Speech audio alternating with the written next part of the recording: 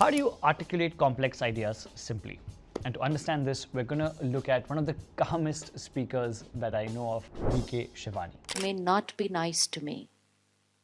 People may not be nice to me.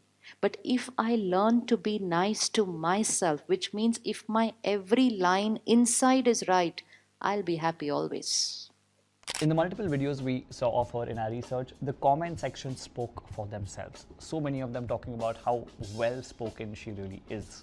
And she was able to take ideas such as spirituality, celibacy, and happiness and talk about it in a way that resonates with thousands and if not millions of people. So in this video, we're going to get into 2 simple techniques to help you articulate complex ideas in a simplified manner, how to use perspective bridging to explain your point of view, and how to improve your delivery style to increase the clarity of your speech. By the way, if you're new here, hi, my name is Hrideep from Frantically Speaking. We release communications content regularly, so if you're into that, hit subscribe.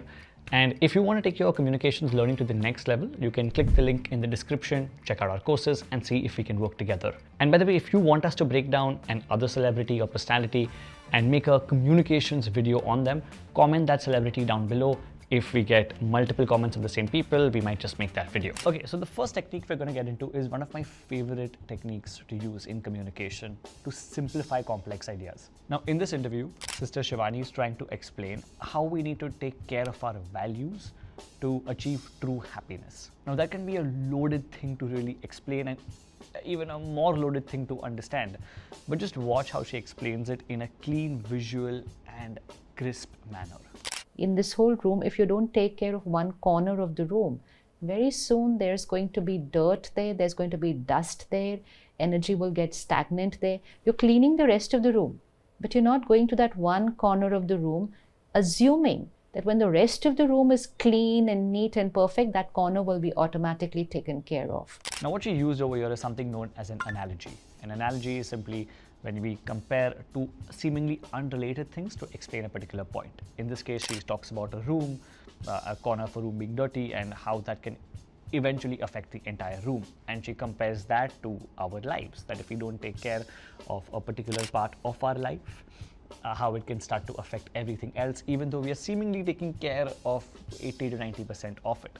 And she does this time and time again. Let's watch one more example. Here she's talking about how cravings don't really get to her, and watch how she explains it. It's like आप एक बच्चे को एक खिलौना खेल रहा है, फिर आप उसको एक और बेटर खिलौना दे दो, तो आपको ये खिलौना उसके हाथ से लेना नहीं पड़ेगा, वो खिलौना तो उसको ही नहीं पता चलेगा. So the next time you have a complex idea, try to think of how you can take an analogy to really explain it. A great game that I like to play is if you go on ChatGPT, let's say you have to explain a concept called API, if you work in tech, to somebody who's not from a technical background, just go on ChatGPT and say, hey, I want you to explain to me API like I'm a 5-year-old. And this explain it like I'm 5 concept works great to understand how to dumb something down and remove all the jargon from it. Once you get your answer from your AI chat tool, you can start to understand how to simplify complex ideas further down the line by using analogies.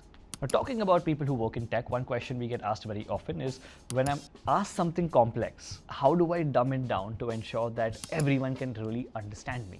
And in one of the interviews we were watching of Sister Shivani, she was beautifully able to take a very loaded, jargon-full question and begin it in a way that helps us all understand it. Now, first, let me just play the question. Sister Shivani, I have been very intrigued by you as a spiritual leader, especially because what you stand for and what you advocate is not that one has to leave everything to pursue spirituality. And I want to ask you that, we live in sansar, in this world. Can we be yogic while living in this world? And if we can, then how does one accomplish that? Now, before I play the answer, just know that the overall answer goes on for quite some time. And frankly, if she doesn't do what we're going to show you right now, I as a listener would have been lost. But watch how she begins the answer. A lot of words in the same question. Spirituality, sansar, and yogic. So what is the purpose of spirituality? Now, this is something known as topic anchoring. It essentially means that when you have multiple heavy words thrown at you, before explaining them, you call out the fact that, okay, so we want to talk about X, Y, and Z. and then go off on your tangent. Then even if you tend to go in multiple directions, you're still able to anchor the topic correctly. And that's exactly what this is called. It's called topic anchoring. In fact, we use it in the beginning of almost all our videos. Those 3 points you see at around the first minute mark helps to anchor what the rest of this video is going to be about. So at any point, if you're feeling a little lost, you can just go back to it to understand what the expectations of this video are.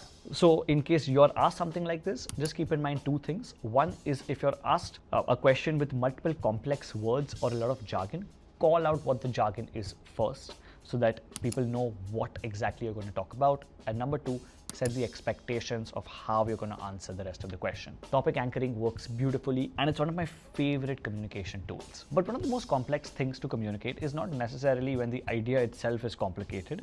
It's when the person in front of you or the idea you're talking about is something that disagrees with your values. And in those moments, our communication can go astray because we tend to get defensive, we tend to not look at things with empathy, and our communication overall tends to go off in multiple branches, which all begins with ego. But in this interview, Sister Shivani is asked about how a lot of parents are against their children when they say that they don't want to get married and they want to live a life of celibacy, and how she really deals with that. Watch how she responds. You have to see from the parents' perspective also. कई बच्चे बहुत carried away हो जाते हैं. शुरू में आते हैं, आए, बहुत अच्छा लगा, कहा नहीं हमको शादी नहीं करनी है, हमको यहीं रहना, ये करना है.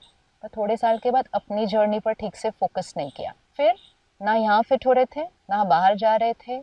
फिर डिसकंटेंटमेंट आ रही थी, क्योंकि जब तक आप डेली स्पिरिचुअल प्रिंसिपल्स और वो मेडिटेशन नहीं करेंगे, यहाँ कंटेंटमेंट नहीं आएगी. और अगर यहाँ से नहीं आई, फिर बाहर की खींच आएगी. कुछ तो चाहिए ना हमें दोनों में से. फिर वो जब एज क्रॉस कर लेते हैं, फिर वो अपने पेरेंट्स को जाकर कहते हैं अब हमें शादी करनी है, तो वो पेरेंट्स के लिए डिफिकल्ट हो जाता है. So we understand the perspective of every parent, क्योंकि आप समाज में सुनोगे कि भाई इनका बच्चा गया, ऐसे हो गया. So that is why the individual has to be very clear. Now, this is something known as perspective bridging, when you take the stance of the other person who probably disagrees with you or who probably is not aligned with the same thoughts that you have, and you look at it from their perspective and then you bridge it towards what you want to eventually communicate. This not only reduces defensiveness, it also adds depth to our communication. And most importantly, it moves the entire conversation from emotion to a place of empathy. And when we're able to communicate with empathy, we're also able to communicate with simplicity. I once saw this in action when one of my team members was delaying a particular project, and her manager went and approached her, and instead of saying, why is this not done, or by when will this be done, used perspective bridging in one of the most tactical ways that I could have imagined somebody using it. So instead of saying, hey, you're slowing the project down, she just ended up saying, I know this delay is frustrating for you too. You're probably juggling other priorities. Do you want any help on how I can help you make this smoother for the next time? And this immediately validated the struggle of the junior person and made it more of a collaborative effort to meet the timelines as opposed to it becoming some sort of ego clash. So the next time you have to confront someone or talk to someone you disagree with, don't think of simplifying things as just about jargon and using simpler words, but about communicating with empathy so that you're able to truly look at it from their perspective, and simplicity will just follow. But leaving aside the aspect of confrontation, what about just making simplicity a part of your everyday communication? In that case, it's not about what you say, because what you say can be subjective.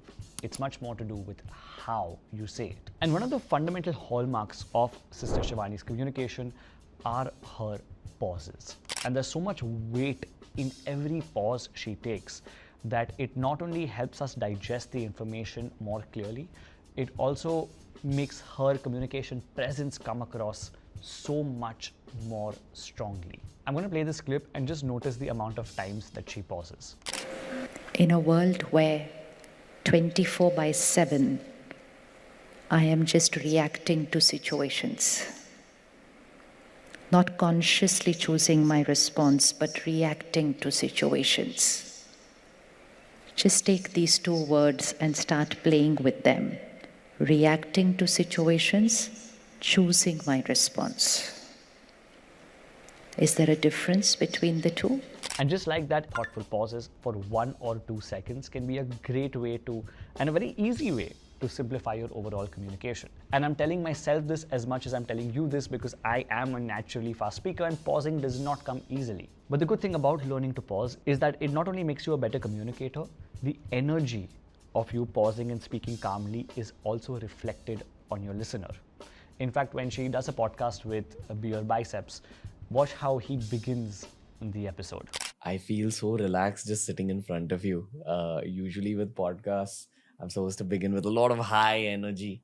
And then there's some episodes like this where my energy is not low at all. It's just very centered. And that's often an outcome of who's sitting in front of me.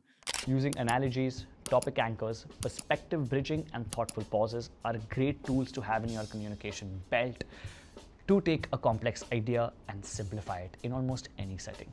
And by the way, if you want some frameworks to help organize your thoughts so that you don't blank out while communicating, you can check out a video we've made on different communication frameworks right here.